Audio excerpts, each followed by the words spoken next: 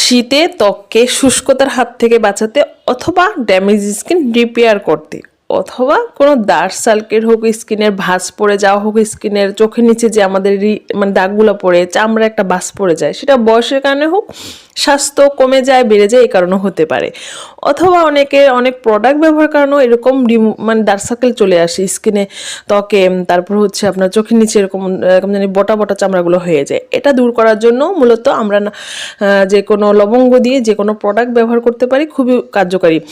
আর যদি রিপেয়ার ক্ষেত্রে হয় তাহলে তো নারকেল তেল আর কোনো কথাই নেই। নারকেল তেল কিন্তু ত্বকের জন্য নারকেল তেল অনেক উপকারী। আপনি চাইলে শুধুমাত্র নারকেল তেল দিয়েও স্কিনকে সবসময় ম্যাসেজ করবেন, অনেক রিপেয়ার হবে, অনেক উজ্জ্বলতা বাড়াবে। আমি এখানে একটা কাচের বোতলে সামান্য কিছু পরিমাণ নারকেল তেল নিয়ে নিয়েছি, সাথে নিয়ে নিয়েছি 10-12টা লবঙ্গগুলো মানে এই নারকেল তেলে একদম ডুবিয়ে রাখবো সারাক্ষণ।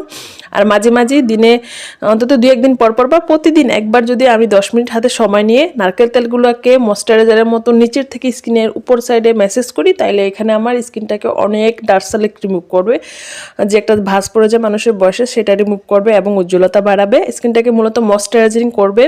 আর রিপেয়ারের ক্ষেত্রে নারকেল তেল অনেক উপকারী।